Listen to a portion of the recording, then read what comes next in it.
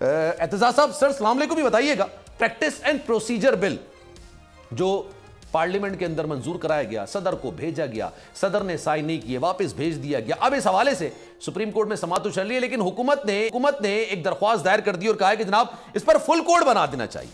आपकी राय में बनना चाहिए फुल कोड? इसमें यह है कि मैं तो समझता हूं कि देना चाहिए फुल कोर्ट, और फुल कोर्ट होगा 15 जजेस का। अच्छा, ये अब हुकूमत फिर ये ना कहे कि इसको ये एक को निकालो, दो को निकालो। ये फोरम शॉपिंग नहीं करने दी जा सकती किसी को भी। फोरम शॉपिंग जो अपनी मर्जी के दो जज निकाल दो और फिर फुल कोर्ट करो। ये 15 जजेस सारे बैठे, बेशक बैठे। मेरे ख्याल में तो कोई इसमें मुश्किल नहीं हो, आपकी नजर में कोई प्रॉब्लम नहीं होने चाहिए। अच्छा सर, ये बताइएगा 14 मई को what do you think sir, क्या होने जा रहा है? इंतखाबात के वाले से फैसला दिया था सुप्रीम कोर्ट की जानिब से और चीफ जस्टिस साहब ने कहा था कि हमें अपना फैसला मनवाना भी आता है। 14 मई में 7 रोज रह गए सर, क्या हो रहा है? 14 मई को पंजाब में इंतखाबात हो रहे हैं फिर? नहीं, 7 दिन बाद इलेक्शन तो नहीं हो रहा ना। अच्छा, इलेक्शन तो अब नहीं हो रहा 14 तारीख। अच्छा, क्योंकि वो ह्यूमनली इम्पॉसिबल कर दिया उन्होंने, गवर्नमेंट को ह्यूमनली इम्पॉसिबल कर दिया। पर सुप्रीम कोर्ट चूंकि कह रहे हैं वो चीफ जस्टिस साहब कि हम उनने वो जो हमारा 14 मई का फैसला है कि 14 मई को इंतखाबात हो, वो हमने नजरअंदाज नहीं हम कर सकते उसको। उस पर भी हमारी नजर है और रहेगी। तो उसको अगर वो किसी तरह कारगर करना चाहते हैं तो शायद वो कंटेम्प्ट और इस तरफ चल पड़े। मुझे नहीं पता बेंच की क्या है, लेकिन 14 मई का फैसला 14 मई के बाद इस हद तक जरूर मौजूद रहेगा कि उसकी जो हुक्म अदूली हुई है उससे हुक्म अदूली के बायस वो कंटेम्प्ट तौहीन अदालत का एक केस बड़ा स्ट्रेट बनता है। ठीक है। और 3-4 लोगों के खिलाफ तो बनता है जिन्होंने ज्यादा कहा है कि हम नहीं, और पार्लियामेंट के बाहर जिन्होंने कहा है उसमें तो कोई मसला नहीं। पार्लियामेंट के बाहर जिन्होंने कहा कि हम नहीं मानेंगे ये 3-4 बंदों के खिलाफ कंटेम्प्ट प्रोसीडिंग जारी कर दें। पर मैं समझता हूँ कि कंटेम्प्ट में से पहले ये जिस तरह आसिफ की तकरीर देखो, ये राना सनाउल्लाह के बयानात देखो, ये इन्होंने खुद कुछ जैकेट पहन लिया। अच्छा, ये जख्मी होना चाहते हैं सियासी, ये कुछ ये खून लगा के शहीदों में शामिल होना चाहते हैं। अच्छा। इनका मंशा ये है कि हमें सुप्रीम कोर्ट नाअहल करार दे। सही है। फिर हमारा एक बयानिया हो जाएगा, हम भी मजलूम है, हमारे साथ भी देखें। हर दफा ये रवैया रखा जाता है कि हमें डिस्क्वालीफाई कर दिया।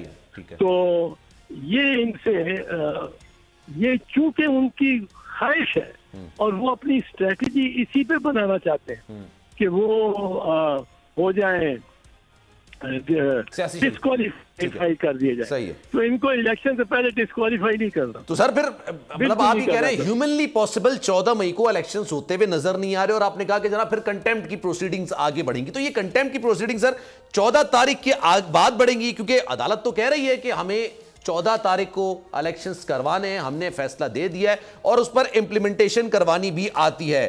तो फिर अब क्या होगा 14 मई के वाले से? क्या मतलब आप क्या फोर्स कर रहे हैं? 14 मई के बाद ही मेरा ख्याल है इंतजार कर रहे हैं। अच्छा, 14 मई के बाद फिर वो हुक्म अदूली हो जाएगी ना। मतलब 14 मई के बाद होगी। कोशिश करता हूँ करा दूं, वो तो हो ही नहीं सकती। अब तो इम्पॉसिबल है कि लिस्ट छपे, कागज आए, दीगर मामला सारे पंजाब में वो हर पोलिंग स्टेशन पे। तो सर फिर एक सवाल फिर ये भी तो बनता है ना कि सेक्रेटरी खजाना को कहा गया था गालिबन आप फंड जारी करें, सेक्रेटरी दिफा को कहा गया था कि आप सिक्योरिटी प्रोवाइड करें इलेक्शन कमीशन को ताकि वो इलेक्शन करवा सके। अब कंटेम्प्ट की प्रोसीडिंग्स होंगी, तो आपको क्या लगता है कि इस कंटेम्प्ट की प्रोसीडिंग्स में सिर्फ ये 2 शख्सियात आएंगी या फिर कैबिनेट भी आ सकती है, दीगर लोग भी आ सकते हैं? मैं पूछूं कि वजीर आजम भी आ सकते हैं? नहीं, वो जो पार्लियामेंट में हुआ है वो अभी तकारीर हुई है, उनको मेरा ख्याल है उसमें उलझना नहीं चाहिए।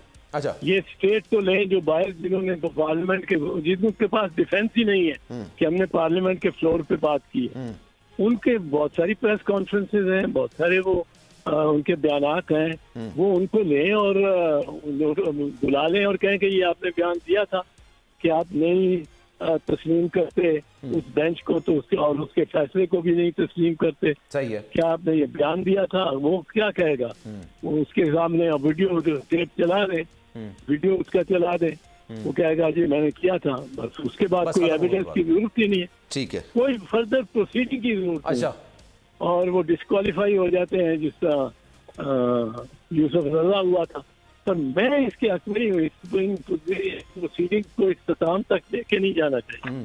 वो चाहते हैं कि हम में से एक दो डिस्क्वालीफाई हो, अच्छा, तो हम अपना बयान नहीं बना सके लेके और निकले इलेक्शन कैंपेन के बाद, जब भी इलेक्शन तो चले, जो भी डेट पड़े। ये तो आप कह रहे हैं ना कि सियासी तौर पर वो ऐसा करना चाह रहे हैं, लेकिन चूंकि सर चीफ इलेक्शन कमिश्नर जिनको ये कहा गया था कि आप इंतखाबात करवाइए, वो उन्होंने भी माजूरी जाहिर कर दी, उन्होंने भी माजरत कर ली थी। कंटेम्प्ट की प्रोसीडिंग में चीफ इलेक्शन कमिश्नर साहब भी आ सकते हैं? हाँ, चीफ इलेक्शन कमिश्नर तो बिल्कुल बहुत ही उसका मेरा ख्याल है बहुत ही गलत किरदार है। अच्छा, उन पर भी लग सकती है। अच्छा सर, ये बताइएगा, मैं थोड़ी सियासत की बात कर लूं, क्योंकि मैंने अपने इंट्रो में बिलावल भुट्टो जरदारी के दौरा भारत के हवाले से कहा था, शंघाई ताउन तंजीम। आपको लगता है बिलावल भुट्टो जरदारी साहब को दौरा करना चाहिए था? आपको लगता है कश्मीर के हवाले से, पाकिस्तान के पर्सपेक्टिव के हवाले से बेहतर तरीके से बिलावल भुट्टो जरदारी ने प्रेजेंट किया है, पेश किया है? आप कैसे देखते हैं इस दौरे को? पॉजिटिव, बहुत पॉजिटिव मैं तो देखता। अच्छा, देखिए, एक तो फोरम नहीं छोड़ना चाहिए। ये तो मैं तो किसी फोरम को छोड़ने के हक में नहीं होता। सही है, बिल्कुल। और फोरम नहीं छोड़ना चाहिए था। और अच्छा, फोरम नहीं छोड़ना चाहिए था। दूसरी बात यह है कि इसमें जो बिलावल ने रख किया अपने आप को बहुत ही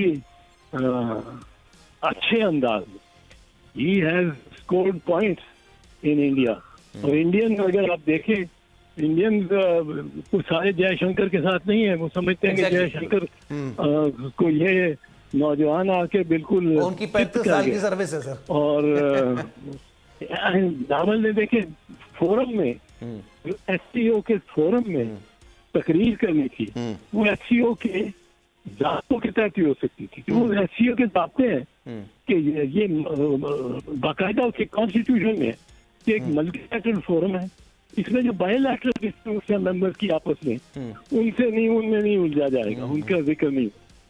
तो उसने उनका सिर्फ हवाला दिया चेयरमैन बिलावल ने। हवाए नफ्स की है हुक्मरानी, लुटेरा कर रहा है पासबानी।